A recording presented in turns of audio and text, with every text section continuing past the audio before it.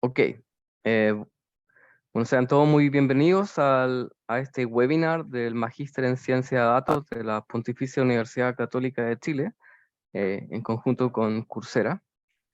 Yo soy Manuel Sánchez, soy director del Magíster en Ciencia de Datos.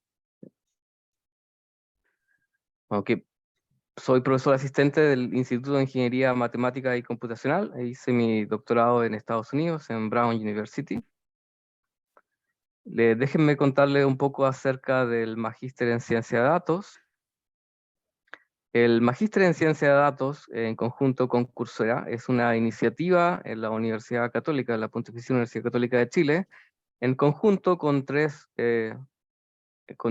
unidades académicas: el Instituto de Ingeniería Matemática y Computacional, la Escuela de Ingeniería, en particular el Departamento de Ciencias de la Computación, y la Facultad de Matemáticas de la Universidad, en particular el Departamento de Estadística. O sea, estas tres unidades en conjunto tienen esta iniciativa de generar el Magíster en Ciencia de Datos, que ya lleva un semestre de ejecución con nuestra primera cohorte. Profesores que están, o docentes que están en este magíster, son, por ejemplo, Domagoj, que están acá en las fotos, Valeria, Cristian, Alejandro, Paula, Juan, etcétera, y esperamos también que Rodrigo, que es nuestro speaker de hoy día, pueda sumarse. También hay otros profesores del Instituto de Ingeniería Matemática y Computacional, que esperamos se sumen como docentes en cursos optativos del magíster. ¿Okay? Acerca eh, del programa de estudios, se lo muestro acá. El programa de estudio cuenta o está separado por bimestres en modalidad asincrónica, con algunas clases sincrónicas o en vivo. ¿Okay? Un primer semestre tienen cursos básicos que generan habilidades o herramientas como introducción al Python, ingeniería de datos, análisis de datos, introducción a la ciencia de datos, visualización de datos, aprendizaje estadístico y computacional, forman los 3 primeros bimestres. Después de eso, tenemos una secuencia de optativos y otros cursos de interés relacionados con ciencia de datos y aprendizaje de máquina. ¿Okay? Dentro de los cursos optativos, tenemos acá una lista de cursos optativos, por ejemplo, Deep Learning, sistemas recomendadores, procesamiento de imágenes, etc. Pueden hacer preguntas al final de la charla acerca de esto. ¿Okay? Acerca del webinar de hoy día, tenemos el agrado de contar con Rodrigo Carrasco. Rodrigo se ha incorporado recientemente a la universidad, creo que en agosto, ¿no? En particular a la Escuela de Ingeniería y al Instituto de Ingeniería Matemática y Computacional como vacante compartida. Rodrigo hizo su doctorado en la Universidad de Columbia en Estados Unidos, en Industrial Engineering and Operations. Rodrigo también es director de la iniciativa de ciencia de datos de la universidad. Así que estamos muy contentos de tener a Rodrigo hoy. Dentro de sus especialidades están problemas de combinatoria, scheduling problems, análisis y diseño de algoritmos de aproximación. ¿Okay? Rodrigo tiene una vasta experiencia en problemas de ciencia de datos en la industria y también en otras instituciones de investigación. Así que, de nuevo, estamos muy contentos de que Rodrigo pueda dar este webinar y ojalá tenerlo también en futuros cursos en el Magíster. ¿Okay? Creo que con esta introducción vamos a comenzar con la charla de Rodrigo. De nuevo, muchas gracias, Rodrigo. Muchas gracias por la introducción. Comparto entonces mi pantalla.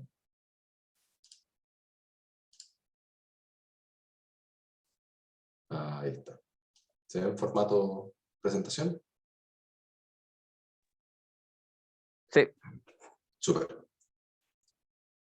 Excelente, muchas gracias por la invitación, Manuel, Tamara y a Coursera por la invitación a dar este webinar.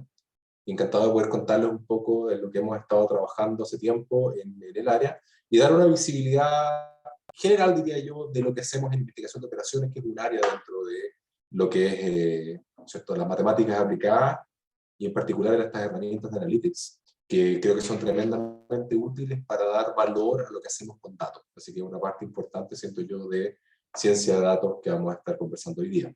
Y llamé el webinar, ¿no es cierto?, combinando modelos, datos para tomar mejores decisiones, pues justamente ese es el objetivo un poco de lo que hacemos en el área donde trabajo. ¿Ya? Si están interesados en alguna información adicional, aparte de lo que compartió ya Manuel, ahí también está mi información, si quieren contactarme por alguna de esas vías.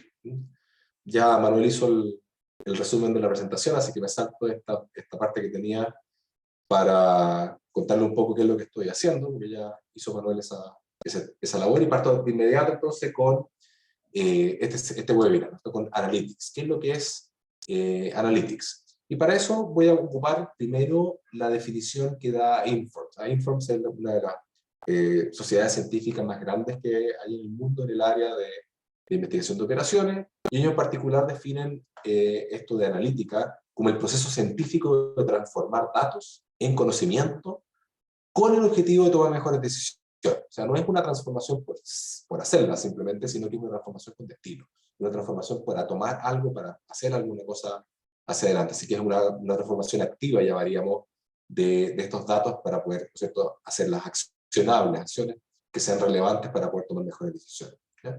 Y yo diría que uno puede ordenar este tema de analítica en tres grandes grupos: lo que es la analítica descriptiva, la predictiva y la prescriptiva, que es donde nos vamos a estar enfocando en este webinar hoy día. La analítica descriptiva existe desde hace harto tiempo, desde los años 90, donde la gente empezó a sacar estos sistemas expertos y dashboards que permitían identificar cómo estaba funcionando algún sistema. Lo que buscan hacer es entender, dados los datos que tenemos, qué pasó, a entender dónde estamos parados, qué cosas hay en este momento funcionando. Lo que ha estado muy en boga estos últimos años es la analítica predictiva, esto que es el siguiente paso, que nos trata de contestar el qué pasará, ocupando datos para poder identificar patrones y cosas que están hacia adelante. Y donde trabajo yo, que es el área de analítica prescriptiva, lo que estamos tratando de contestar es cuál es la mejor decisión para que algo pase. ¿Ya? O sea, ocupando esas informaciones complementarias, las cosas que hemos visto antes, dado donde estamos y dado quizás la información que puedo predecir hacia adelante, ¿qué debería estar haciendo yo para poder lograr cierto objetivo? Y estos tres niveles de herramienta en realidad los tenemos todos en la palma de la mano. Ustedes hoy día agarran su celular, aquí hay saqué una foto del mapa acá en Santiago, con el camino que va desde la Universidad del Trabajo, la Universidad Católica, que está acá abajo, hasta las oficinas del radiotelescopio ALMA, que es uno de los equipos con los que trabajamos en el grupo de investigación, y les voy a ir contando algunos de esos proyectos.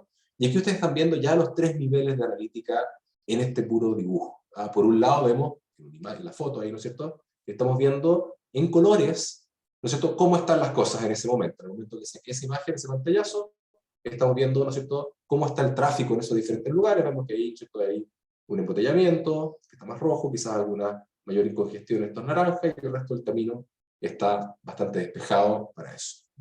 Además, estamos viendo una analítica predictiva. Estamos viendo ahí que me está diciendo que si tomo este camino son 25 minutos, si tomo este de acá son 29, y si tomo este de aquí son 27.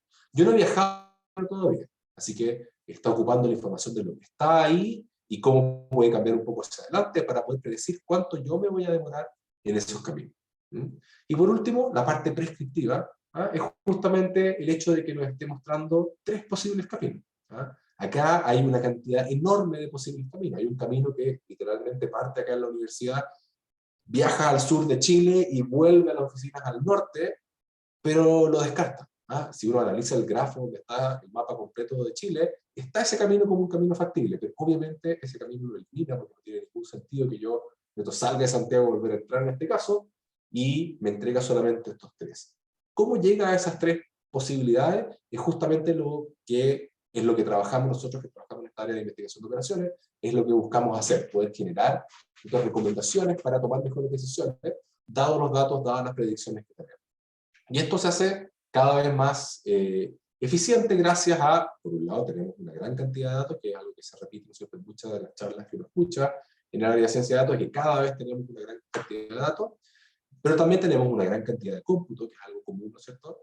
Y lo que trabajamos nosotros, y lo que más encuentro entretenido en esta área, es justamente que tenemos cada vez mejores algoritmos.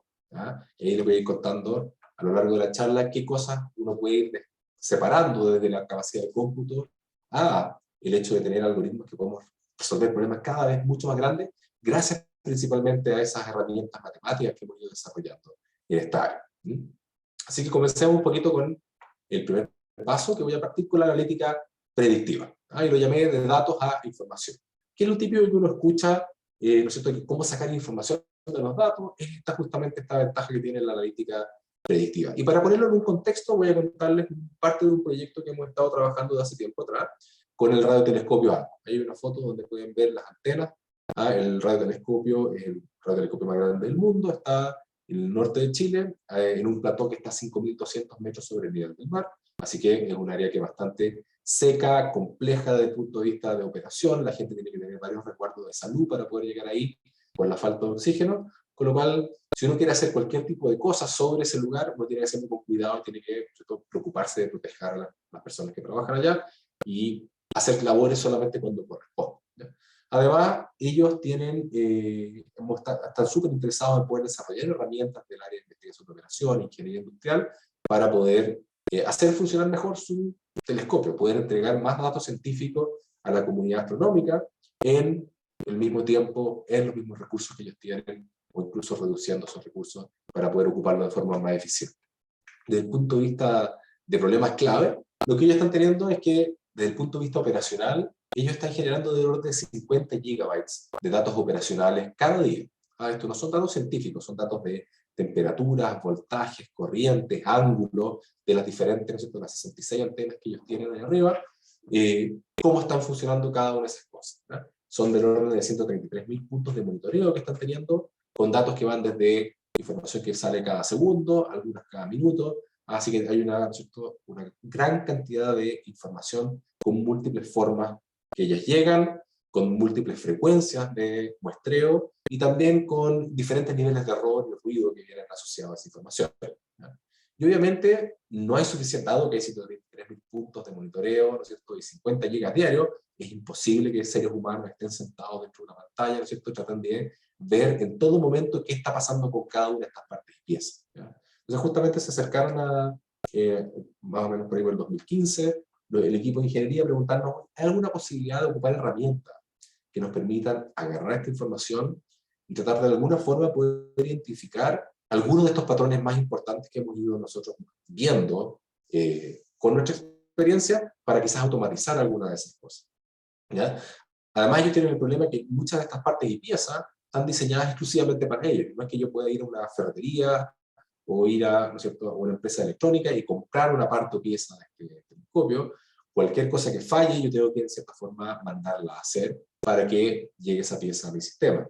Con lo cual, también poder predecir cuándo van a fallar estas cosas nos ayuda un montón para poder planificar esa fabricación y ocupar mejor nuestro presupuesto para tener las partes y piezas que necesitamos, ¿ya? Y todos los errores que hay en el camino, eso obviamente nos impactan directamente en su producto principal, que es hacer ciencia. Ellos están muy interesados en poder hacer estas observaciones científicas. Hemos visto, ¿no es cierto?, en los últimos años un montón de los resultados del propio ALMA han salido en los diarios en primera plana, cuando salió la primera imagen que tuvimos de un agujero negro, ¿no es cierto? Una parte importante de esa imagen salió de los datos obtenidos en ALMA, así que ellos obviamente están interesados en poder hacer llegar esa información a los científicos, y cualquiera de estos problemas intermedios limita esas opciones, ¿ya? Y lo que hemos estado construyendo con ellos es, que no me voy a meter mucho en detalle acá porque voy a poner foco en la siguiente parte, que es la parte prescriptiva. Lo que hemos estado construyendo con ellos son múltiples diferentes herramientas por el lado predictivo que nos ayudan a hacer detección y diagnóstico automático de fallas, ¿ya? Aquí pongo algunos ejemplos. Aquí hemos estado trabajando con Anthony Cho, que era alumno de doctorado antiguamente mío, ahora es profesor en la Universidad Mayor, con Gonzalo Ruz, que es profesor de la Universidad Adolfo Ibáñez. Hemos estado desarrollando diferentes tipos de herramientas junto con José Luis Ortiz del radiotelescopio ALMA para poder justamente hacer un análisis de los diferentes datos que ellos tienen y así automatizar un poco lo que están haciendo. Lo que ustedes están viendo aquí son algunas de las cosas que hemos trabajado. Hemos trabajado con modelos basados en modelamiento de las fallas que ocurren, que es lo que está acá, y luego ocupamos modelos bayesianos que nos permiten identificar cuál de estos diferentes modelos que tenemos corriendo del mundo es el que más se acerca a lo que estamos viendo en los datos, por ejemplo. Y ahí esa es una forma de poder hacer. Por otro lado, con Anthony hemos estado trabajando también en ocupar herramientas de predicción y detección por el lado de redes neuronales, que permiten aprender un poco cómo funciona el sistema, a diferencia de los sistemas que les mostré recién, que necesitan de mucho conocimiento experto de la persona que está ahí para hacer modelos de cada una de las diferentes formas que puede fallar esta pieza que estábamos interesados. El caso de lo que hizo Anthony era justamente poder obtener los datos y con eso aprender cómo funciona y ocuparlo como una fuente de digital twin, se llama, un gemelo digital de cómo están funcionando los datos para ir viendo si hay alguna diferencia entre lo que yo predigo que debería estar pasando y lo que realmente estoy viendo en los datos, y con eso hacer una predicción de las fallas que están ocurriendo, ¿ya? Y con todo este trabajo que hemos hecho varios de estos años, hemos desarrollado múltiples algoritmos que hoy día están justamente en esta plataforma que tienen ellos acá, que la pueden ver atrás, donde literalmente el equipo de mantenimiento puede estar conectando estos algoritmos con líneas de datos para poder hacer esta aplicación directa de estos algoritmos a esos datos para levantar ciertas banderas que pueden indicar cuándo pueden fallar las cosas que están ellos interesados en analizar. Incluso está conectado a Twitter, que les permite entregar la información al equipo de mantenimiento de que tal o cual algoritmo detectó tal falla en tal, o predijo tal falla en tal equipo. Y hemos logrado desarrollar algunos sistemas que incluso predicen del orden de 15, 20 meses antes de que ocurra la falla, que ya el sistema entró en modo de degradación y que tienen que hacer algún tipo de reparación o planificación para poder corregir eso, ¿ya? Y ahí puse un ejemplo, por ejemplo, uno de los artículos más recientes que tenemos de detección de fallas ocupando este tipo de herramientas de redes neuronales, ¿ya? Que en particular EcoState Networks. Pero no voy a hablar en detalle de estas herramientas de predicción, porque lo que me interesa es el siguiente paso, ¿no? En la parte prescriptiva. Y ahí lo llamo, ¿no es cierto?, de llamar de información a decisiones. Y una de las cosas que pasa cuando uno empieza a desarrollar estas herramientas predictivas, ¿no es cierto?, y pasamos de datos a información, y que claro, nos dejamos de ahogar en datos, que era el típico comentario que uno escucha, oye, nos estamos ahogando en datos y con esto tenemos información. Claro, ahora que está mucho más ubicuo el hecho de poder llegar a tener estas herramientas implementadas en nuestras organizaciones, en industria, claro, lo que pasa es que empezamos a pasar de estar ahogados en datos a ahora estar ahogados en información. Y lo que en realidad necesitamos es tomar decisiones hacia adelante. Entonces, seguimos con algún tipo de problema que tenemos que poder resolver y solo el hecho de poder hacer la parte de datos e información no es suficiente, queremos hacer algo más, ¿ya? Entonces, justamente lo que les contaba de los problemas anteriores, estamos pasando de datos e información, pero el siguiente desafío es, bueno, ¿cómo tomamos mejores decisiones? ¿Ya? Si yo les mostrara a ustedes esta aplicación, y este fuera Google Maps, aquí me está mostrando toda la información de calles cerradas, ¿no es cierto?, la parte descriptiva que les comentaba, además estoy viendo en colores, ¿no es cierto?, la parte también descriptiva de dónde estás, incluso si eligiera cualquiera de esos caminos, me podría predecir cuánto me voy a demorar. Toda esa información está ahí, pero yo no ocuparía esta aplicación, porque en realidad lo que yo necesito de esta aplicación es que me diga cuál camino tomar. No solamente que me muestre todas las predicciones de diferentes duraciones de viaje o cómo está el tráfico en los diferentes lugares, lo que me ayuda realmente a mí y que lo que hace que yo tome esta aplicación como una herramienta para poder viajar adentro de la ciudad, es que me entregue esto, a que me entregue justamente la prescripción, que me prescriba en qué momento debería estar haciendo qué cosa, cómo tomo decisiones en este camino para llegar lo más rápido posible, lo más barato posible a mi destino. Entonces eso es justamente lo que hace la analítica prescriptiva. Yo siento que es parte del corazón de la nueva revolución de esta industria 4.0 o la parte de ciencia de datos, porque justamente es la que nos ayuda a transformar esta información en información accionable, ¿ya? Mientras que estas herramientas que vemos hoy día de inteligencia artificial, machine learning, buscan patrones en el pasado, lo que están haciendo es el mejor uso de la información pasada. Por otro lado, la analítica prescriptiva lo que evalúa es, bueno, dado estos modelos de decisión, cuáles son todas las posibles decisiones que tengo hacia adelante para elegir la mejor posible. En otras palabras, hace el mejor uso del futuro. De cierta forma, está viendo qué cosas pueden pasar hacia adelante para ver cómo puedo tomar mejores decisiones dado eso, ¿ya? En algunos casos podemos elegir cuál es efectivamente la mejor decisión de todas las posibles. En otras, cuando tenemos incerteza metida al medio, tratamos de encontrar cuál es la menos mala dentro de todas las posibilidades que podemos encontrar, dada la incerteza que tenemos en algunos de los parámetros, ¿ya? Así que esa es un poquito la idea de lo que estamos haciendo en esta área, tratar de encontrar, dado esos problemas, todas las posibles decisiones que podemos tomar, dados los modelos de decisión que tenemos, cuál sería la mejor de ellas. Y esta es un área que la investigación de operaciones, en Infos la llaman nosotros Science of Better, o la ciencia de hacer las cosas mejor. Y es un área súper interesante que va mezclando múltiples áreas, ¿no es cierto?, como el análisis estadístico, la optimización matemática, el diseño de algoritmos y simulación, el modelamiento matemático, que nos permiten agarrar problemas de la vida real, hacer abstracciones matemáticas de esos problemas, capturando las cosas principales que implican los diferentes tipos de decisiones, luego aplicar herramientas que nos permiten resolver esos problemas, encontrar las mejores recomendaciones y después, ¿no es cierto?, con nuestra experiencia hacer la transformación de soluciones matemáticas a decisiones que vamos a tomar. Ese ciclo completo es justamente lo que se hace en investigación de operaciones, complementado con estas otras áreas que les comentaba. No es que sea mejor ni peor que, ¿no es cierto?, inteligencia artificial, machine learning, las otras cosas que ustedes han estado viendo, sino que es completamente complementario, es lo que nos ayuda a poder tomar decisiones o diferentes cosas que podemos hacer con estas otras herramientas.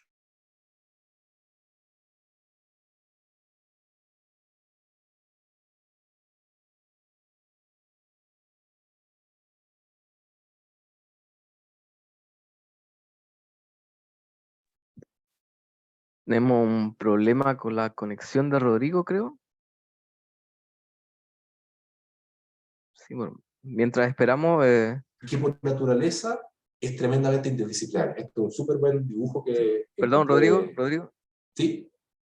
te perdimos como por 30 segundos. ¿Me escuchas? Sí, te escucho perfecto. Sí, ok, te perdimos como por 30 segundos, por si puedes repetir quizás lo que estaba hablando en esta slide. Súper. Mira, lo que estaba comentando aquí era justamente que esta área es una área interdisciplinaria dentro de las propias matemáticas, donde conecta múltiples áreas de la matemática aplicada, en particular lo que es economía, matemática financiera, optimización, ciencias de la computación, estadística, teoría de juegos, probabilidades, ¿no es cierto?, para poder desarrollar herramientas que nos ayuden a tomar mejores decisiones y que por naturaleza es interdisciplinaria con las otras áreas donde se aplica. Y ahí eso lo encuentro súper interesante, lo que más me gusta de esta área, que uno puede trabajar con múltiples colegas o organizaciones que aplican estas herramientas en diferentes puntos, así como lo estaba mostrando los telescopios, que conectan estas herramientas con sus problemáticas para tomar mejores decisiones. Me gusta mucho este dibujo de Alex, que se lo pedí para poder, me pedí permiso para poder ponerlo acá en la presentación, porque justamente muestra que tiene una interconexión, la investigación de operaciones, tiene una interconexión tanto metodológica, como pueden ver ahí con teoría de juego, teoría de cola, decision science, con la parte de modelamiento, como es simulación, procesos estocásticos, etc. Hay una gran conexión de diferentes herramientas dentro de esta área, y cada uno de los investigadores va tomando alguna de estas partes y enfocándose en desarrollar su carrera científica en alguno de estos, conectándolo con las aplicaciones. Y el área de investigación de operaciones, de hecho, es relativamente joven, nació a finales de la Primera Guerra Mundial. De hecho, la investigación de operaciones, las operaciones, de donde sale el nombre operaciones, fue operaciones militares, en realidad, ¿ya? De hecho, los primeros ejemplos de aplicación de esta área, antes de que se llamara incluso investigación de operaciones, fueron a finales de la Primera Guerra Mundial. Hay una imagen de la flota inglesa, y en Inglaterra justamente partieron conectándose los equipos de la Armada con matemáticos que trabajaban en las universidades de Inglaterra para poder ver cómo poder hacer que los convoys que cruzaban el Atlántico pudieran mejorar su eficiencia, porque estaba al año, me parece que en 1917, uno de cada 10 barcos era hundido por los submarinos alemanes. Y lo que hicieron fue justamente conversar con matemáticos que les permitieron modelar estrategias ocupando teoría de juego para esta flota, y a finales de ese mismo año, solamente ocupando estas estrategias desarrolladas por matemáticos que estaban entendiendo cómo funciona de a solamente un barco por cada 200.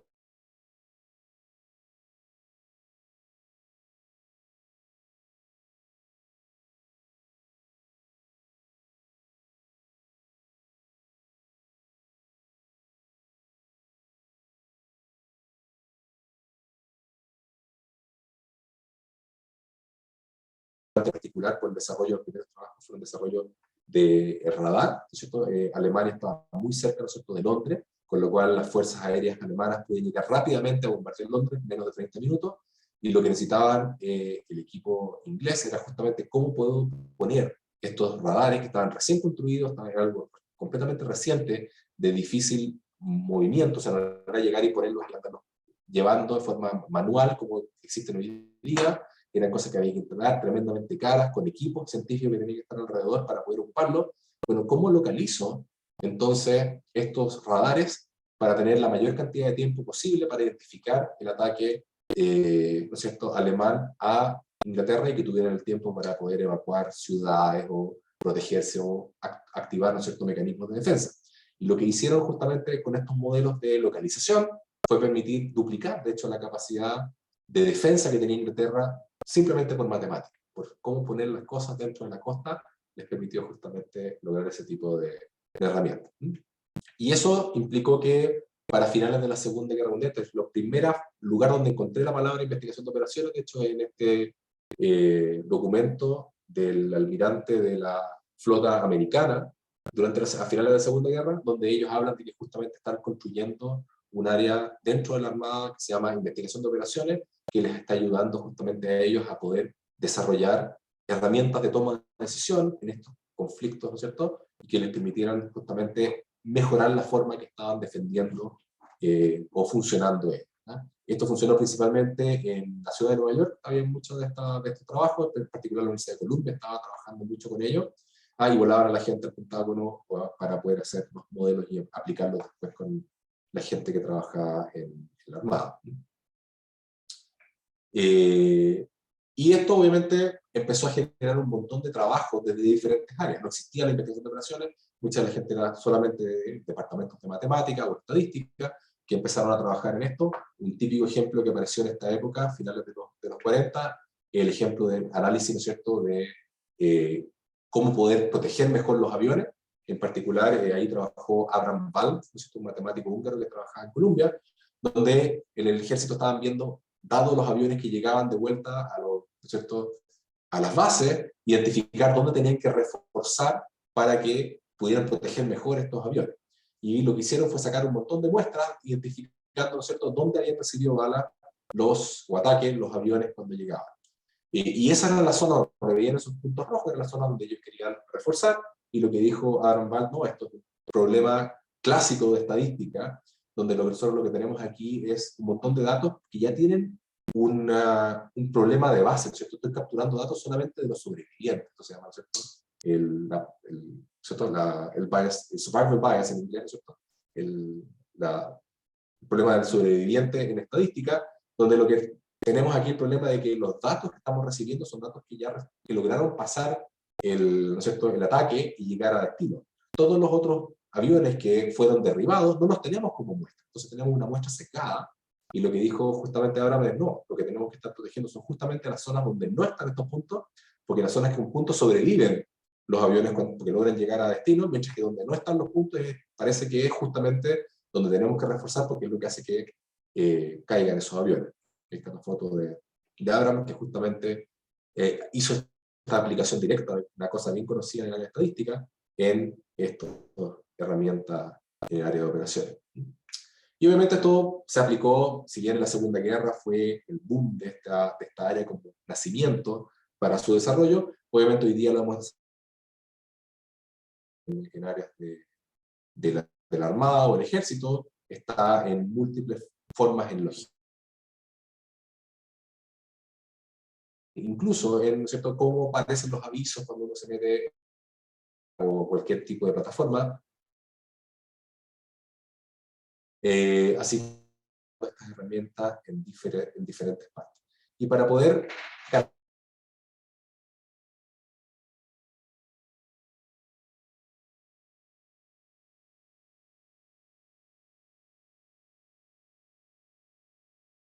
Parece que perdimos la conexión de Rodrigo.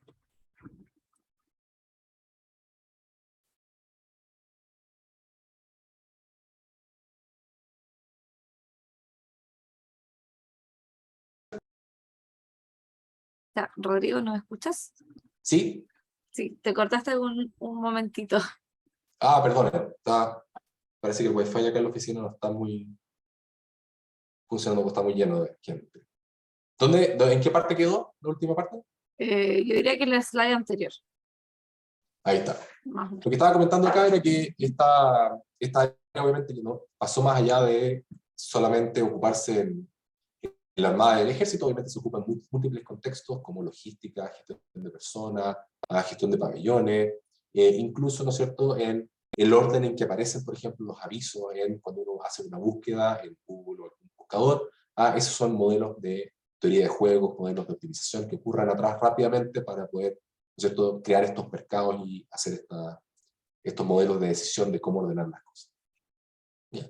Y para poder aterrizarlo a un ejemplo que creo yo que podría ser útil para poder entender un poco cómo funciona y cuáles son estas dificultades, voy a ocupar un ejemplo que es bastante común, que uno ocupa mucho en las clases para poder mostrar cómo son estos modelos de decisión. ¿Ya? Y un problema que es fácil de entender, que se llama el problema del vendedor viajero, quizás muchos de ustedes lo han escuchado antes, y es simplemente, consideremos un repartidor que tiene un conjunto, ¿no es cierto?, de clientes que tiene que ir a visitar y quiere hacerlo en orden para minimizar su tiempo de atención, o quizás la gasolina que ocupa para el viaje, ¿no es cierto?, o alguna de esas métricas que nos estamos interesados y queremos tratar de hacerlo lo más chico posible.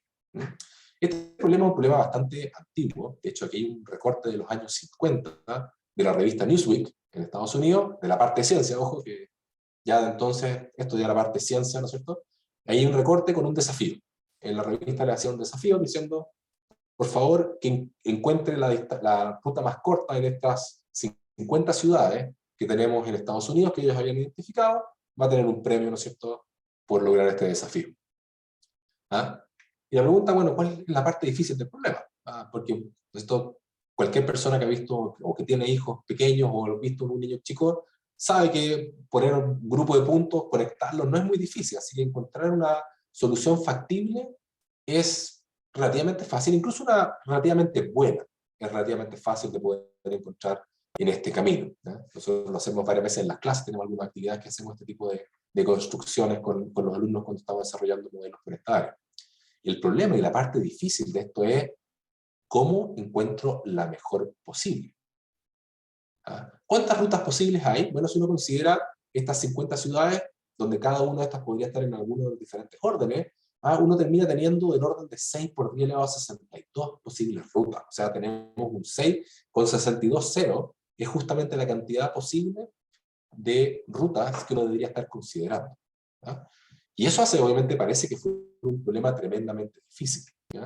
Pero en esos años, de hecho, la solución la encontraron 3 personas, George Stansig, Ray Fulkerson y Selmer Johnson. George Stansig es tremendamente conocido por su desarrollo en particular de Simplex, que trabajó mucho en el área de investigación de operaciones. Ray Fulkerson tiene muchos algoritmos de gestión de rutas y flujo, igual que Selmer Johnson en scheduling, que son 3 personas tremendamente conocidas justamente en esta área, y ellos pudieron construir esta ruta más corta, y lo hicieron a mano, y pudieron demostrar que era la mejor. ¿Ya? Y ustedes trabajaban en Rand Corporation, y son pioneros justamente en el uso de esta herramienta para poder demostrar que efectivamente las cosas eran las mejores posibles. ¿Ya? Y eso es súper interesante porque ellos lo hicieron en un momento donde no había cómputo, no había capacidad de cómputo, no podíamos hacer esto en un computador. Ellos literalmente hicieron a mano la demostración de que la ruta que ellos estaban entregando era la mejor ruta posible que había para ese problema. ¿Ya? Y hoy día sigue siendo un problema que sigue apareciendo en la prensa. Aquí hay un ejemplo del año 2015, bueno, ya tengo un poquito de años este ejemplo, pero salió en el Washington Post. Y una cosa que quiero resaltar ahí es que en el artículo decía que si un computador, una persona, en su computador personal en la casa, estuviera tratando de resolver este problema, se demoraría 9.6 por 10 elevado a 52 años, o sea, 9 con 52 ceros atrás de años, antes de poder encontrar la solución óptima a este problema. Es decir, ya pasaríamos después de que el Sol, ¿no es cierto?, pasara su fase de devorar el planeta y se acabara nuestro mundo. O sea, habría que para esperar tanto tiempo. ¿Ya? Y esa es justamente una de las cosas que uno ve mucho en estos problemas combinatoriales, son estas declaraciones que son buenas para la prensa, ¿no es cierto? Esto se demoraría cientos de millones de años en ser resuelto, o hay miles de trillones de posibles soluciones atrás, Y yo lo que les quiero contar acá es que eso es un poquito mentiroso, decir, o sea, ocupar esa cuña como una cuña para mostrar que el problema es difícil, porque en realidad hoy día tenemos las herramientas para resolver ese problema a optimalidad. Y de hecho lo que les voy a mostrar acá es justamente un video donde vamos a estar resolviendo ese problema de las 53, de las 50 ciudades en Estados Unidos, y esto es un video que hizo Bill Cook, ¿no es cierto?, ocupando su iPhone. No nos vamos a demorar 10 elevado a 52 años en la resolución. De hecho, tuvo que bajar en la velocidad ahí, y están viendo cómo lentamente va el algoritmo calculando la solución. Y a ver si nos acaba el sol antes de esto. Terminamos. Ahí está. Esta es la solución óptima del problema, y no solamente es la solución óptima, sino que podemos demostrar que esta es la mejor solución. Es 53 kilómetros más corta que la solución que había salido con en esta publicación de Machine Learning que habíamos visto en el Washington Post. Y si a alguien le queda duda, de hecho en la página de Bill hay una recompensa si alguien encuentra una mejor. Él está ofreciendo $10.000 al que la encuentra. Obviamente el tema es que sabemos que no hay una más corta que esta que está poniendo. Entonces, lo interesante de esto es que las herramientas de investigación de operaciones nos permiten modelar y resolver esto y muchos otros problemas. Porque lo que hacemos nosotros es poder entender la dinámica de los problemas de decisión por atrás, y no es que necesitemos evaluar esas 10 elevado a 62 posibles soluciones. Sabemos cómo recortar, cómo analizar, para poder buscar justamente dónde podrían estar las soluciones óptimas de ese problema y encontrar la mejor.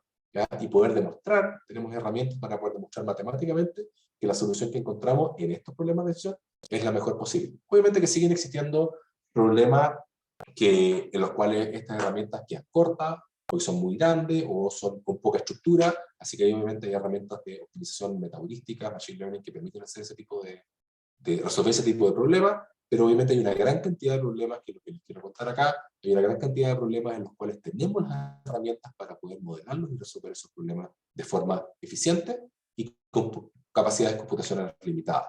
Y no solamente eso, sino que también decir qué tan buenas son estas soluciones. Podemos decir que esta solución es óptima, o así no existe nada mejor, o al menos que estamos a cierto porcentaje de la mejor posibilidad que exista en este problema en particular que estamos interesados. Así que yo ahí, esto es justamente un área donde trabajo yo, que es la optimización matemática, y ahí uno ocupa la palabra optimización mucho en la vida común, ¿no es cierto? Y cuando dice optimizar algo, está hablando de mejorar algo en general. Y que vamos a estar optimizando con mayúscula, donde vamos a estar hablando de optimización matemática, que implica encontrar la mejor posible decisión dentro de un problema de optimización con el que estamos interesados, que es lo que hizo Danzig, Fulkerson y Johnson con ese problema del vendedor viajero, mostrando que era la mejor de todas. Y por ejemplo, les voy a contar aquí un trabajo que hicimos hace algunos años atrás, de cómo aplicar estas herramientas justamente de optimización a el caso de catástrofes naturales. En particular, hace el año 2017 tuvimos unos incendios forestales muy, muy terribles en Chile. Aquí hay una foto de un bosque antes de esos incendios, y ahí está el mismo lugar, exactamente el mismo lugar, después del incendio. Y de hecho uno volaba, si uno tenía la opción, estamos trabajando con una organización en el sur de Chile, así que me tocó volar justamente en esa época, uno podía ver desde la ventana del avión múltiples focos de incendio al mismo tiempo. Aquí ustedes pueden ver 1, 2, 3, por acá abajo hay un cuarto, hay al menos, ahí está el cuarto, hay al menos 4 focos, 5 focos de incendio en esa pura imagen sacada desde la ventana del avión. Ahí estaban funcionando en paralelo eso, lo cual implicaba un montón de problemáticas para nuestros, ¿no es cierto?, bomberos, para los servicios de salud, etcétera, que implicaban poder lidiar con esta catástrofe. Y justamente después de eso nos dimos cuenta que había muchas empresas que tenían que lamentablemente empezar a despedir a los trabajadores que estaban ahí porque ya no quedaba bosque para poder hacerlo, aunque en realidad sí quedaba bosque, porque había muchas zonas donde los fuegos habían pasado tan rápido que solamente habían quemado la corteza, y había material que era cosechable, que podían ellos sacar y podían seguir trabajando en eso, pero con un tiempo limitado, porque después de eso la madera se podriría, porque en el momento que se quema la corteza el árbol muere, así que se empieza a podrir, pero hay un intertanto donde ellos efectivamente podían sacar esa madera si es que planificaban correctamente cómo hacerlo, y la solución no era simplemente pasarle todo al seguro, que era justamente lo que muchas veces se quería hacer, que entregarle todo al seguro, con lo cual había que despedir a la gente. Nosotros lo que hicimos fue trabajar con un grupo de alumnos en poder desarrollar un modelo que permitía justamente modelar esas decisiones y dar una mejor recomendación al dueño, de este caso una forestal pequeña, y lo dejamos disponible para la gente de la municipalidad de la zona, para que las diferentes personas que lo quisieran ocupar lo pudieran hacer, porque conectaba justamente la información que tenían ellos, con incluso mapas, donde demostraba qué zonas del bosque deberían entregarlo al seguro y cuáles otras cosechar dadas las capacidades que ellos tenían de personal, para así lograr dentro de los meses que tenían disponibles, lograr sacar la mayor cantidad de madera posible y con eso terminar de una mejor posición financiera, incluso para poder apoyar a la gente, que simplemente pasarle todo al seguro y de cierta forma cerrar la forestal por 10, 15 años antes que puedan volver a salir los árboles. ¿Ya? Y este tipo de aplicaciones, las herramientas las logramos, o sea, logramos encontrar soluciones no porque hoy día tengamos computadores necesariamente mucho más potentes. Sí, hay computadores más potentes, pero gran parte también viene por el trabajo que hemos hecho en poder entender estos problemas y resolverlos de forma eficiente. ¿Ya? Este es un gráfico que me gusta mucho porque muestra, el gráfico que están viendo abajo, está viendo cómo va cambiando la capacidad de resolver problemas, en este caso en problemas de optimización entera, en los últimos, no sé, 15 años, esto llega hasta el año 2018 me parece, y muestra cómo ha sido el aumento en el mismo computador, en computadores equivalentes, el aumento de capacidad de resolver problemas cada vez más grande. ¿Ya? Entonces, nosotros, si bien en los últimos 15 años hemos aumentado del orden de 1.600 veces en capacidad computacional, ¿ya? Nuestros algoritmos hoy día son capaces de resolver problemas que son 300 veces más. ¿Ya? Entonces, hemos creado muchas herramientas matemáticas para poder resolver eso, y la combinación de las dos cosas es tremendamente virtuosa. Los 1.600 y los 3.300 nos dan del orden de 5 millones de veces de problemas más grandes que podemos resolver hoy día gracias a esta combinación de tener mejores computadores, pero principalmente de tener mejores algoritmos que nos permiten modelarlo y resolverlo. Y obviamente nosotros, como gente que trabaja en ciencia de datos, en ingeniería, no solamente tenemos que enfocarnos exclusivamente en tratar de meter toda esta matemática encima, sino que también entender cuáles son los problemas correctos a resolver. Hay un cómic que me encuentro bien interesante de XKCD, donde muestra, claro, tratar de resolver el dinero vejero en fuerza bruta, crece en tamaño, ¿no es cierto?, factorial respecto a la cantidad de nodos. Ocupar algunas herramientas como programación dinámica nos permite reducir eso, ¿no es cierto?, a n cuadrado o elevado a n, pero venderlo en eBay o venderlo en alguna Mercado Libre y cosas así, no tengo que hacer absolutamente nada porque el problema no es mío, es de la logística de Mercado Libre. Entonces, viendo cómo vemos ese problema, es justamente cómo vamos a simplificarlo. Y ahora, para cerrar un poco la charla, lo que quiero mostrarles es cómo conectamos ahora predicción y prescripción. Les mostré cómo hacemos la parte prescriptiva, pero me falta la conexión después, ¿ya? Y eso lo vamos a hacer con varios ejemplos. Primero, este es un ejemplo de gestión de pabellones que estuvimos trabajando hace un tiempo con varios colegas, con Susana Moncha, Macarena Sar, Javiera Barrera, estuvimos trabajando, y Jean-Pierre Canesa, estuvimos trabajando en crear modelos que nos permitieran cómo asignamos personas a pabellones y médicos a pabellones para poder atenderlos lo más posible.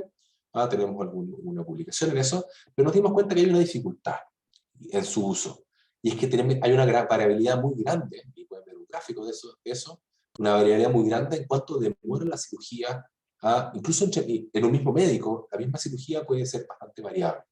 Entonces la pregunta que nos hicimos es, bueno, ¿cómo podemos modelar ese tipo de problema con este tipo de herramientas? ¿Ya? Y tenemos ahí otro trabajo que estuvimos haciendo, donde el resultado que es súper interesante es que este que están viendo acá abajo, donde podemos crear restricciones que nos permiten capturar la probabilidad de que nos pasemos, por ejemplo, en el pabellón y nos pasemos de la cantidad de horas extra, y le entregamos entonces ahora una herramienta a la persona que gestiona los pabellones que le muestra cuánto es el balance entre tratar de aumentar la utilización del pabellón lo más posible, ¿no es cierto? Quiero tenerlo al 100%, pero tener el pabellón al 100% implica que vamos a estar, entre comillas, sobrevendiendo un poco ese pabellón, y va a haber gente que está sufriendo por ello, porque vamos a tener que decirle al final del día, sabe que no vamos a alcanzar a operarlo usted, o tiene que venir mañana, o vamos a tener que hacer algún tipo de modificación, generando un montón de problemas. Por otro lado, dejar pabellón vacío para que eso no ocurra implica que tenemos una capacidad que podríamos estar cerrando bien y que no estamos aprovechando.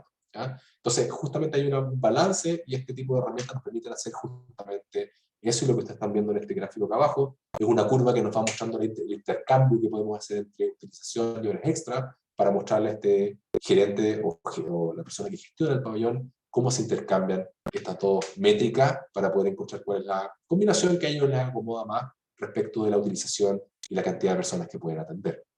Ahí estamos conectando justamente el analizar datos históricos de estas operaciones con la aplicación prescriptiva. De igual forma lo hemos estado haciendo para gestión de energía solar. Yo tengo un par de plantas solares que nos operamos por un proyecto Fontefa acá en Chile, donde hemos estado desarrollando algoritmos que permiten agarrar estos datos de variabilidad, que tienen, por ejemplo, 3 escenarios distintos de generación solar que tenemos de datos históricos de un mes acá en Chile, en Santiago en particular, y estamos desarrollando, ocupando eso, algoritmos que permiten conectar predicción de cuánto vamos a generar y cuánto vamos a consumir, con prescripción, que nos permiten decir cómo deberíamos estar ocupando esta energía, almacenando o no, ¿cierto? Por la variabilidad, que terminan con una mejora significativa de sobre 10% en el costo de funcionamiento de este tipo de plantas. Estamos justamente, ya patentamos esos algoritmos y estamos viendo cómo poder conectarlos ahora en los inversores para que se puedan ocupar. Y con alumnos acá en la Universidad Católica también estamos que partimos trabajando hace poco con Álvaro Lorca, profesor de Ingeniería Industrial y de Eléctrica. Tenemos un alumno con el que estamos trabajando justamente, Andrés, de desarrollar algoritmos cuando tenemos hidrógeno verde, por ejemplo, para poder ocuparlo como sistema de almacenamiento. Y volviendo a los telescopios, también estamos ocupando esas herramientas. Esta otra foto que saqué, el radiotelescopio arriba, ellos generan una gran cantidad de datos ahora científicos, son terabytes que están generando y que ellos tienen que procesar para que justamente los científicos después lo puedan ocupar. Nosotros hemos creado aquí una publicación asociada a eso, hemos creado algoritmos que permiten resolver estos problemas gigantes de servidores de forma muy eficiente, pero el problema que tenemos es que no sabemos cuánto demora nuestro trabajo. Llegan los datos, pero no sabemos cuánto nos vamos a demorar en procesarlo y dejarlo listo.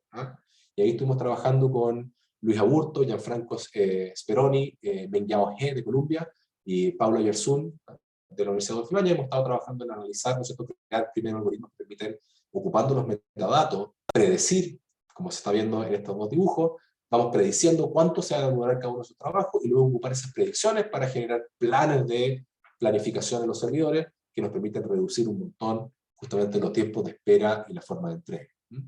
Y con Anthony Cho, que es, como les comentaba, y con Sam Ruz, que es profesor de Adolfo, y con Anthony Cho, que es exalumno del doctorado de nosotros, desarrollamos también algoritmos que nos permitieron hacer un cambio de la forma de ver el mantenimiento, incluso, donde agarramos estos sistemas de predicción que nos entregan alguna información de cuándo las cosas pueden pasar, pero que tienen incerteza, y cambiamos de este paradigma de mantenimiento predictivo, ¿ya?, a un mantenimiento prescriptivo, que lo que está diciendo es agarrar toda la información y conectarla para crear un plan de mantenimiento en conjunto con eso, ¿ya? Y hay una publicación también asociada a ese trabajo, ¿ya? Entonces ahí pueden ver ustedes cómo hemos ido conectando la parte predictiva con datos y con la parte prescriptiva que nos permiten justamente tomar decisiones, ¿ya? Y para cerrar, quiero dejar quiero contarles un poquito, me gusta cerrar con este epílogo de Alicia en el País de las Maravillas, donde ella dice, el sombrero le pregunta, ¿no es cierto?, ¿en qué se parece un cuervo a un escritorio?, le dice. Y después de un rato de discusión, el sombrero le dice, ¿sabes qué? Yo no me sé la respuesta. Y Alicia dice, creo que podríamos dedicarle el tiempo a algo más útil, a no estar pensando cosas que no tienen solución. Y yo creo que justamente una de las gracias que tiene la ciencia de datos es que nos permite hacer esas interconexiones y hacer nuestras preguntas que parecen ridículas quizás en algunos momentos, pero que efectivamente generan mucho valor, ¿ya? En nuestro proyecto, por ejemplo, que estamos teniendo hoy día, que son de investigación de operaciones aplicadas a observatorios, estamos preguntándonos cosas parecidas, como por ejemplo, ¿en qué se parece un radiotelescopio a una viña?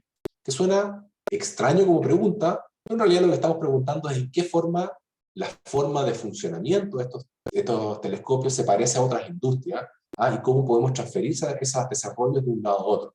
Incluso hay similitudes que son bien interesantes. Por ejemplo, en el caso de ALMA en particular, ellos tienen que reconfigurar la antena, mueven las antenas hay un mapa con todos los caminos que ellos tienen, y pueden ver acá al lado los transportadores, que tienen dos Otto y Lorre, ¿no es cierto?, que agarran estas antenas de 150 toneladas y las mueven, y pueden ver el tamaño de estos transportadores viendo la camioneta gigante, que es ese punto rojo que se ve al lado. Esa es una de esas camionetas enormes que son de seguridad en las mineras, para que vean el tamaño comparativo con el transportador que lleva las antenas. Bueno, pero este problema de ir reconfigurando cosas es un problema que tenemos hace mucho tiempo en la industria, que es el problema de setup times en, por ejemplo, las embotelladoras, donde cuando cambiamos de modelo de botella o cambiamos de tipo de producto, hay que limpiar entre medio, etc. Esos tiempos de puesta en marcha son modelos de decisión que hemos estado trabajando y hay una interconexión súper interesante ahí entre ambas. Así que, ¿por qué pregunto esta pregunta tan extraña de qué se parece un cuervo en el escritorio?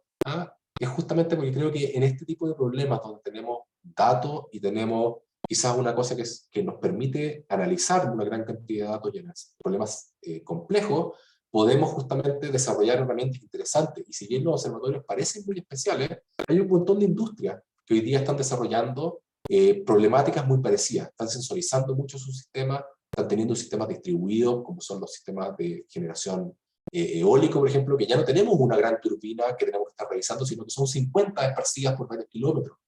Que es bien parecido justamente a este problema que tiene ALMA con estos 66 antenas esparcidas en un plano bastante complejo de atender. ¿Cómo podemos desarrollar sistemas que permitan analizar todas estas partes, ayudarlos a poder tomar mejores decisiones cuando están todos los datos que tenemos? Hay un libro bien bueno que se llama Competing in the Age of Artificial Intelligence, donde cuenta justamente algunas de estas ideas principales, y donde se parece el cuervo del escritorio justamente en esto, en que tenemos datos, algoritmos y capacidad de cómputo, y mucho de eso también lo podemos hacer en la nube, y es justamente eso lo que nos permite conectar estos problemas que se ven tan lejanos quizás de alguna problemática común de nosotros, pero justamente gracias a la ciencia de datos nos podemos conectar con estos problemas y desarrollar herramientas para poder tomar mejores decisiones. Y el hecho de que tenemos en Chile la suerte de tener estos cielos, que ha implicado que en los próximos años vamos a tener del orden del 70 y tanto por ciento de la capacidad de observación del planeta va a estar en el país, nos deja muy bien parados para, si que nos juntamos con ellos para poder entender estas problemáticas y desarrollar herramientas, nos deja muy bien parados para poder empezar a atacar nuevos desafíos que vayan apareciendo en otras industrias. Así que esa es mi presentación. Traté de darles ahí una visión general de todo lo que es, ¿cierto?, el área de investigación de operaciones y cómo estamos conectando la ciencia de datos para tomar mejores decisiones. Muchas gracias por la atención. No sé si hay alguna pregunta.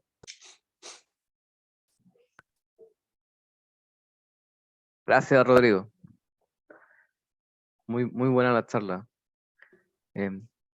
Bueno, Tamara está con nosotros también, que es la subdirectora del Magíster en Ciencia de Datos. Tamara, ¿te quieres hacer, quieres tomar las preguntas con el webinar? No sé si hubo antes preguntas. No han aparecido preguntas por ahora, pero invitamos a todos los que están conectados a dejar sus preguntas, quizás primero preguntas de la charla y después podemos hablar un poco del magíster. Sí, por ahí Javiera nos pide información del magíster, no sé si alguien tiene preguntas de la charla. Si alguien tiene cualquier pregunta o que sale quiere ver después de ver el video, ahí puede escribirme alguna de esas direcciones que están ahí, me puede contactar. Está mi correo también de la universidad, donde me pueden contactar y preguntar si están interesados en alguna de estas temáticas en el futuro.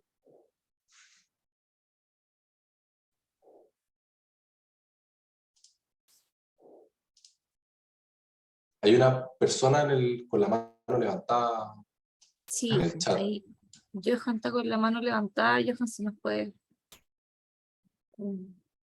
Si nos podemos compartir la presentación, sí, la presentación se les va a compartir, el video, les va a llegar al correo después, según entiendo.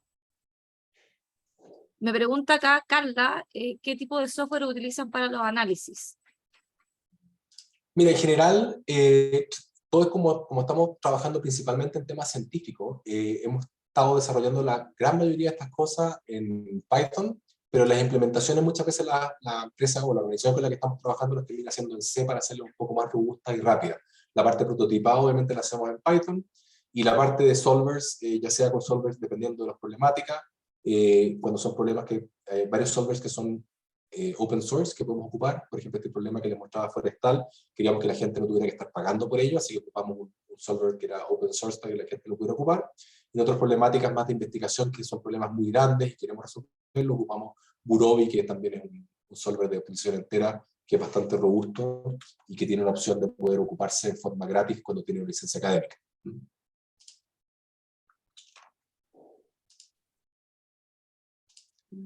Bibliografía, súper interesante la pregunta. La verdad que depende mucho de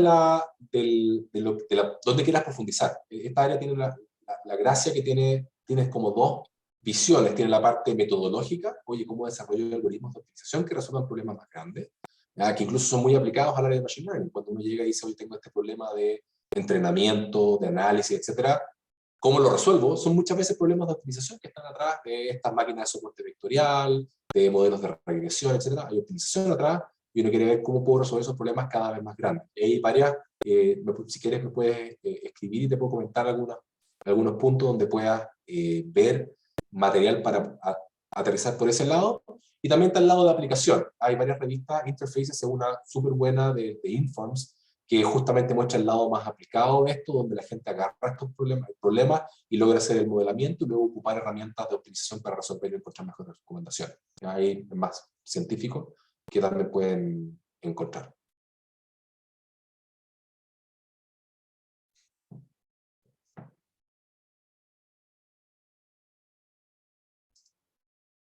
Por aquí nos llegan otras preguntas. Nos pregunta Norma, ¿cómo hace la estimación de cuánto se puede demorar en desarrollar un modelo o una solución? Muy buena pregunta. O sea, el ciclo de ciencia de datos, de desarrollar estos modelos, es bien distinto a lo que es software. Cuando uno hace software, si a alguno de ustedes le ha tocado trabajar, claro, uno dedica 20% a identificar los requerimientos del cliente y después 80% del tiempo a producir y entregar lo que se pidió. ¿Ya? Se congela esa petición y se entrega. Y en ciencia de datos es al revés. Uno está 80% entendiendo el tiempo, entendiendo los datos, entendiendo el modelo, ir y volver en esto, y desarrolla el último 20%, está desarrollando estas herramientas, y si las quieren empaquetar hay una parte adicional sobre eso. Entonces es bien variable eso, porque tiene mucho de ir y volver para poder entender esas problemáticas. En las cosas que hemos desarrollado, siempre yo soy de la opinión de que uno tiene que estar justamente viviendo un poco esas decisiones. Hoy día, por ejemplo, los sistemas de gestión de flota que tienen app en Tierra del Fuego los diseñamos nosotros, y estuvimos con choferes dando vueltas por Tierra del Fuego, con la gente que trabajaba en la oficina entendiendo cómo hacían la asignación, para poder entender justamente qué es lo que realmente tenemos que modelar del problema. Entonces tiene harto de experiencia que uno va haciendo y ganando con el tiempo, pero implica tiempo que no necesariamente uno puede decir, oye, en 2 semanas esto está listo, porque puede haber cosas que son más complejas. Gracias por la respuesta, Rodrigo. Por acá Sebastián también nos pregunta si se considera importante la perspectiva de la estadística clásica en la ciencia de datos actual y si ha escuchado acerca del lenguaje de programación Julia. Las dos cosas sí. La estadística clásica obviamente entrega un montón de información que no podemos nosotros entregar y usar para estos modelos. Nosotros, de hecho, el ejemplo que les mostraba yo de pabellones, ocupamos estadística clásica para poder entender las distribuciones de probabilidad que estaban en los datos, etc. Y eso alimentaron nuestros modelos de optimización. O sea, tuvimos que desarrollar primero el entender qué es lo que está pasando y luego desarrollar nueva metodología para poder modelar esas restricciones de probabilidad. Y la verdad que sí, hemos ocupado Julia, si bien yo trabajo principalmente en Python, de un colega, Francisco Jara, que estábamos en este mismo Fondesk, trabajando en estos temas de gestión de energía, hizo la implementación en Julia, y nosotros terminamos haciendo la implementación en Julia dentro de un Raspberry Pi que está corriendo hoy día en estas estaciones de generación solar y resolviendo estos problemas de optimización estocástica, y lo hace en Julia con un solver de open source. Por acá nos preguntan también qué tipo de perfiles profesionales hacen parte de los equipos de trabajo o de investigación, en este caso, particularmente. O sea, yo creo que hay una variabilidad bastante grande en el área de ciencia de datos, porque uno puede llegar a ciencia de datos desde su dominio. Uno dice, sabes que yo trabajo quizás en biología, ¿te fijas? Y me empiezo a interesar por la parte de datos y empiezo a crear herramientas de ciencia de datos desde mi práctica profesional. La gente que trabaja en logística, lo mismo. Trabajan en logística y se empiezan a dar cuenta que los datos son importantes para tomar un montón de decisiones y se empiezan a meter por este lado.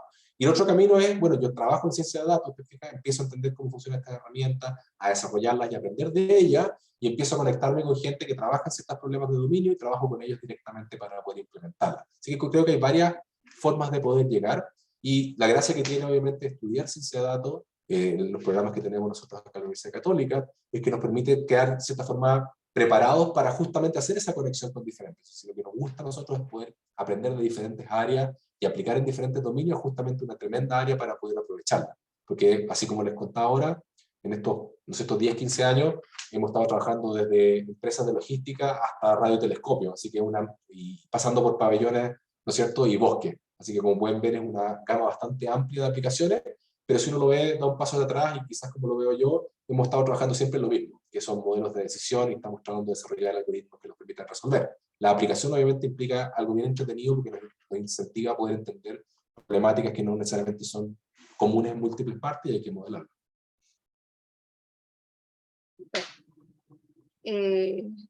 Acá Rodrigo nos pregunta si conoces algún caso en el que se utilice ciencia de datos en minería o geología. Uf, un montón. Colegas de la universidad, yo estaba, antes de venirme acá a la Universidad Católica, yo estuve 9 años en la Universidad Adolfo Ibáñez, y un grupo de investigación en el área de investigación de operaciones, donde está Eduardo Moreno y Marcos, mi colega, trabajan justamente en el área de minería. Y ellos han desarrollado algoritmos, y día tienen un startup que se llama Alicantulans, donde ellos lo que han hecho es justamente aplicar modelos de optimización entera para resolver los problemas de planificación minera que tienen hoy día, y se lo está licenciando a una empresa australiana, se llama Deswik, me parece, y justamente ellos están negociados ya ahí para poder resolver estos problemas, y ocupan datos geológicos para modelar el contenido de material, y lo alimentan los modelos de optimización con eso, así que se puede también hacer ese tipo de cosas. De hecho, tenemos un paper que acabamos de terminar con Eduardo, que luego espero que salga, que es justamente modelos para poder hacer gestión en minería subterránea. Y si les interesa, por ahí dejé el link a mi página web. Así que en el chat, si a alguien le interesa, puede ahí mirar cuando aparezca para leerlo. Ya, y para cerrar, la última pregunta que vamos a tomar, que nos pregunta acá Erickson, ¿cuál fue el principal desafío que han encontrado en el proceso y fundamentado en la experiencia? ¿Qué consejo nos daría de cara a la implementación de nuestros propios proyectos? Siempre cuando trabajo en alguno de estos proyectos con alguien que está recién partiendo, mi primera recomendación es que hablen menos de lo que escuchan. Porque creo que es tremendamente importante sentarse a conversar con la persona con la que está trabajando en esto y entender cuál es la problemática que ellos creen que tienen, y hacer preguntas para identificar cuál es la problemática que realmente tienen. ¿Ah? El típico ejemplo que uno ve, más por el lado quizás industrial de gestión de operaciones: tengo mucho inventario. ¿Ah? El problema en realidad no es que tengan mucho inventario, el problema es que quizás hay un proceso de cómo toman decisiones para compra, o cuáles son los materiales que están comprando, que hace que alguien tenga que estar comprando de más para poder tener. Entonces, si uno ataca simplemente el eliminar el inventario, no gana nada, porque un par de meses después vamos a tener lo mismo. En ciencia, aquí en estos proyectos pasa exactamente lo mismo. Tenemos que ser capaces de sentarnos, hablar un poco el lenguaje de esa contraparte y entender cuál es el real problema que podemos modelar, y hacer esto varias veces, y hacer una interacción. Nosotros vamos a estar de forma circular, yendo y volviendo con primeros bosquejos de modelo, con primeras soluciones pequeñas que ellos pueden identificar, y darse cuenta si es que efectivamente lo que estamos nosotros dando como una recomendación es una recomendación que ellos pueden implementar, o no, se nos está escapando alguna variable que deberíamos estar modelando, o alguna restricción que es relevante para ellos por la forma que funciona la empresa o la organización, etc. Yo diría que mi principal consejo es venir con la caja de herramientas lo más llena posible con estas herramientas que vemos nosotros en ciencia de datos, y escuchar harto para entender cuál es el real problema que ellos tienen. Muchas gracias, Rodrigo. Gracias a todos también por la asistencia. Nos vamos a quedar con Manuel contestando dudas del magíster, si es que tuvieran alguna. Por ahí yo respondí una por el chat. Así que felices de que nos den sus comentarios, digamos, respecto al magíster, también si tuvieran dudas de admisión, del programa. Felices acá de contestarlas con Manuel. Y corto entonces para que tengan... Perfecto, muchas Sí, gracias, Rodrigo. Muchas gracias. No, gracias a ustedes por la invitación, y si tienen cualquier comentario, también los que quedan en el chat, feliz de poder recibir las preguntas que tengan, o si quieren saber más de los proyectos, o contactarlo con los alumnos con los que estamos trabajando, también encantado de poder hacerlo. Que estén muy bien. Perfecto, gracias. Chao. Chao, nos vemos. Ok. Por acá nos Preguntas acerca del preguntan magíster. estudiantes internacionales. Para estudiantes internacionales, ¿qué oportunidades hay? Llega acá la consulta de Gabriel. ¿Esa respecto al magíster? No entiendo la pregunta. Creo que sí. Gabriel, si puedes acá decirnos si respecto al magíster. Sí, con respecto al magíster.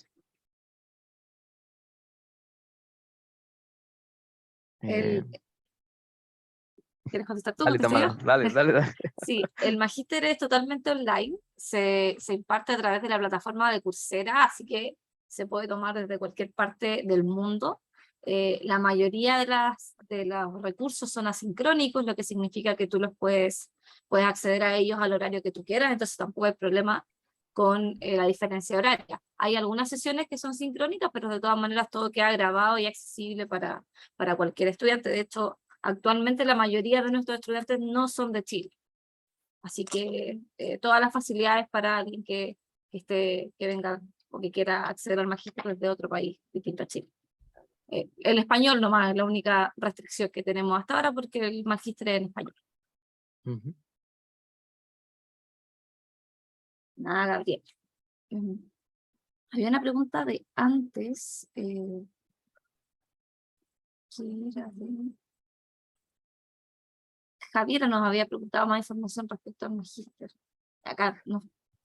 Sí. Bueno, si Javiera... Alguien preguntó si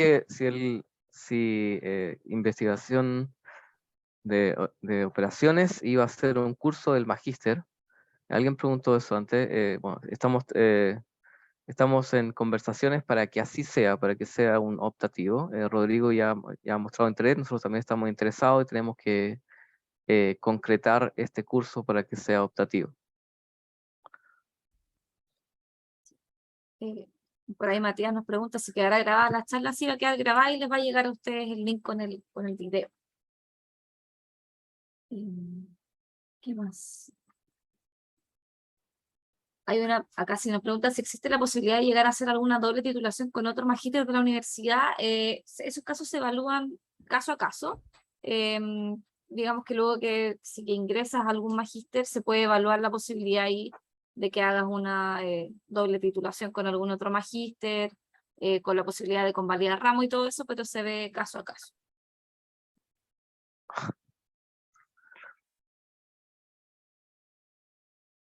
Nos preguntan si la actividad de graduación es financiada por el estudiante. Perdón, ¿cuál fue la pregunta? Si la actividad de graduación es financiada por el estudiante.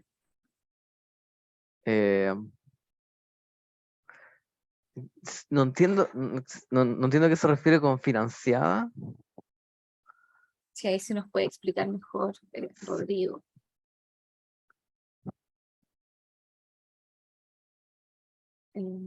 Damos otra pregunta.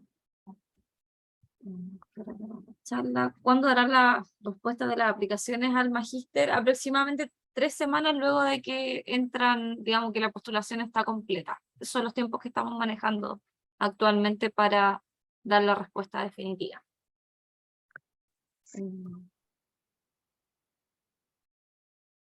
más? ¿Cuál es la diferencia? Ya, esto está interesante. ¿Cuál es la diferencia del magíster en ciencia de datos versus el magíster en inteligencia artificial o estadística? Bueno, si quieres tomar esa. Bueno, ok, depende, si hablamos en general, ¿cierto? Bueno, si hablamos del magíster en estadística, es un magíster mucho más teórico, digamos, es un magíster académico. En general, los magísteres de estadística son magísteres académicos, tienen mucho más conceptos duros de estadística. Este magíster en ciencia de datos no es así, es un magíster de orientación profesional que permite dar herramientas para el desempeño profesional en ciencia de datos. ¿Sí? Es mucho más parecido en el sentido a un magíster en inteligencia artificial, con la diferencia de que tiene más énfasis en manejo de datos y también procesamiento de datos. ¿Okay? Super. Y acá nos pregunta Laura, vi que el magíster es una iniciativa de la Escuela de Matemática e Ingeniería, pero mi formación es en epidemiología. ¿Podría optar de todas maneras al magíster? Bueno, con Tamara hemos revisado todas las postulaciones, básicamente, de nuestros estudiantes en el magíster. Dependiendo de tu perfil, puedes postular. La idea es que tengas al menos algún background en programación, en manejo de datos, para que así pueda realizar el magíster sin ningún problema desde su comienzo. Pero sí, o sea, no hay ningún problema con que postules. En esa misma línea, alguien estaba preguntando acá, Pablo, si es necesario tener una base en alguna área específica. Diríamos que esas son las mínimas: manejo de datos, un poco de programación, ojalá en Python. Si es que no, de todas maneras, nosotros hay un curso que les recomendamos que puedan tomar antes del magíster a nuestros aceptados que puedan quizás no tener tanta experiencia. Nos pregunta también Pablo, ¿el consumo de tiempo en general debería tomar a la semana? Y si los trabajos son individuales. Los trabajos, bueno, va a depender del curso si los trabajos son individuales o grupales. La mayoría de los trabajos de los cursos iniciales son individuales. Y el consumo de tiempo son, siguiente contenido son 5 créditos semanales, lo cual serían aproximadamente 5 horas, según entiendo, digamos, en actividades sincrónicas, y también un extra ahí de actividades que son estudios, digamos, individuales. Esa información de todas maneras está toda en la página, en nuestra página en Coursera.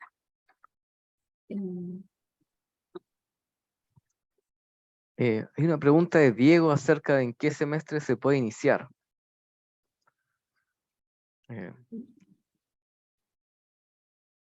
Tenemos admisión 2 veces al año, una es en marzo y la otra es en agosto.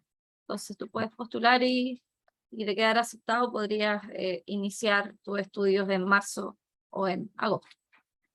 Son las 2 fechas de inicio que tenemos anualmente.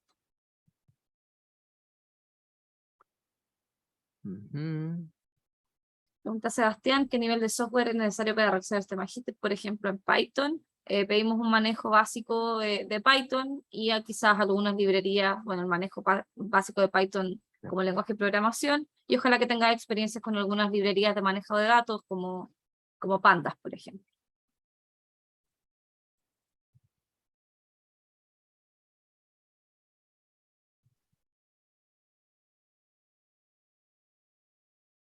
Nos pregunta acá Sebastián si el magíster consta con acreditación. Para poder acreditarnos tenemos que tener, como el magíster es nuevo, no puede estar acreditado al principio, la universidad sí que está acreditada acá en Chile. Luego, digamos, de las primeras cohortes se puede optar recién a acreditación, así que por el momento no se puede, no aplica para un magíster nuevo la acreditación. Pero es algo que sí tenemos contemplado hacer.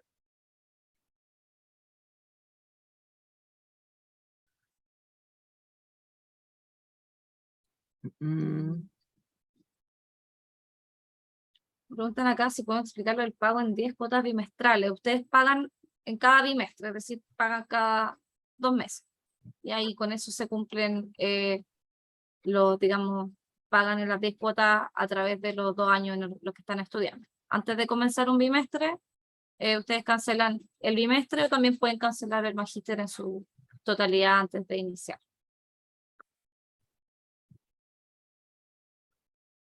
Acá pregunta Laura si existe la posibilidad de formar grupos de investigación con los profesores del magíster y cómo se lograría la conexión con el docente siendo el caso. Ahí ustedes tienen instancias en las cuales van a tener contacto, digamos, directo con los docentes, instancias al menos una vez cada 2 semanas, además tener los correos de los docentes y todo por si quisieran investigar, digamos, con ellos, y en la actividad final de graduación se contempla que también tengan a un docente guía que, valga la redundancia, los guíe y los apoye en ese proyecto final.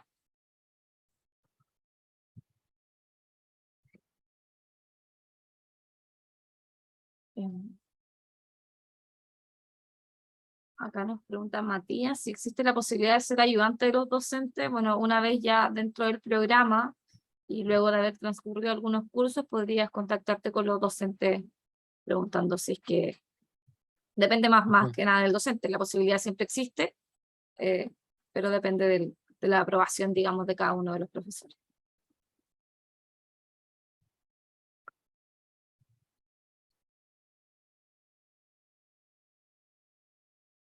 No sé si hay... Por acá también. Te pregunta acá Alan, ¿cómo se procede con el acceso a la biblioteca para bibliografía? La biblioteca, nosotros acá para toda la bibliografía del magíster estamos utilizando recursos que sean electrónicos, entonces tú vas a poder acceder una vez dentro del magíster a la página de Bibliotecas UC, donde estarán los recursos electrónicos disponibles, bueno, los recursos mínimos del magíster y también muchos otros.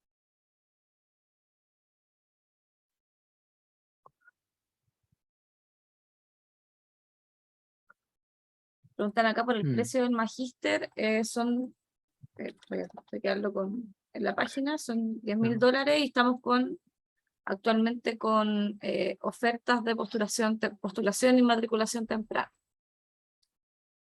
Con eso creo que hay un 20% aplicable actualmente de descuento.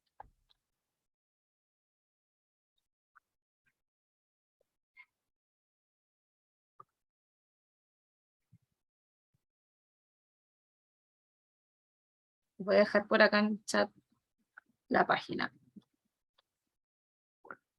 Nuestro landing.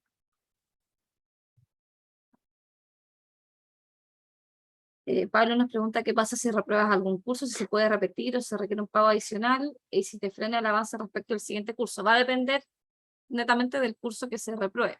Si es que es un curso que es requisito de otros cursos, claramente va a haber, podría haberse afectado tu avance, si es que no hubiesen otras opciones de tomar algún optativo y todo eso. En realidad se va a ver caso a caso. Si es que tú repruebas un curso, tienes que volver a tomarlo a la vez que el curso se vuelva a dictar, y dependiendo de si ese curso es o no requisito de otros cursos, podría sufrir algún tipo de, de demora o de problemas para seguir avanzando en tu avance curricular estándar.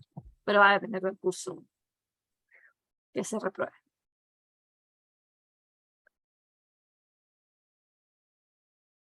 Hay unas preguntas también en la sección Q&A. ¿Ya? Sí, en particular de Alan, pregunta si, claro, me imagino como se refiere al final del magíster, si hay que dar una tesis o realizar o optar a realizar una publicación. Creo que es bueno aclarar, ¿cierto? Que, como dije, se trata de un magíster de carácter profesional, entonces no se pide ninguna tesis ni ninguna publicación, sino un trabajo final de grado. Creo que ese es exactamente el nombre, trabajo final de Actividad grado. final de ¿Sí? graduación. Sí. Actividad final de graduación. Ok, pero no obstante, ¿cierto? Como ya salió en las preguntas, puedes tener contacto con los profesores.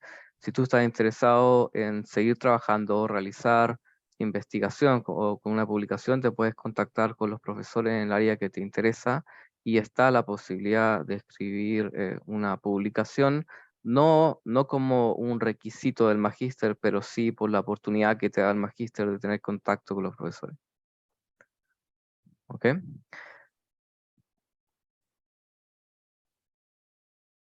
Ok, respecto a la actividad de graduación, es algo que, bueno, que está en desarrollo, aún no ha sido completamente aprobado, pero sí el tema va a ser de acuerdo entre profesores perdón, entre estudiantes y profesores, y va a tener un docente que va a guiar la actividad de graduación, perdón, el trabajo, ¿cómo era? Trabajo de graduación, trabajo de... Actividad final de graduación. Actividad final de graduación. ¿Ok, Rodrigo? Entonces, idealmente, ¿cierto? Serían temas que ustedes traigan, ¿cierto? De sus empresas, que puedan servir y se puedan desarrollar dentro del magíster. ¿Ok? No sé si nos quedan más preguntas.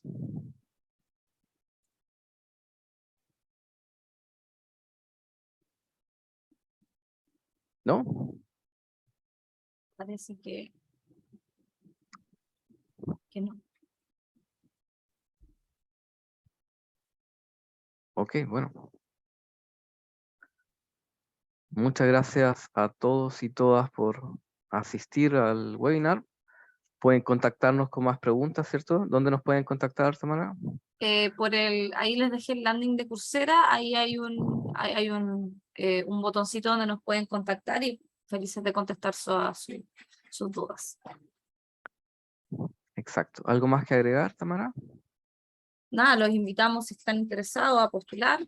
Recordar que estamos con descuentos de postulación temprana, postulación y matrícula temprana, así que para que se motiven y puedan, si es que les interesa, acceder entonces a nuestro magíster. También tenemos algunos Exacto. cursos abiertos, a los cuales pueden realizar de manera completamente gratuita. Exacto. Bueno, vamos a tener más actividades de este tipo, más webinar, o eso esperamos, ¿cierto? Sí. Así que desde ya están invitados, queden atentos a estas invitaciones. ¿Ok? Así es. Perfecto. Cerramos Perfecto. entonces. Cerramos. Muchas gracias. Chao a todos, que estén muy bien. Ahí les va a llegar después en un correo la grabación de este webinar. Chao, chao. Chao.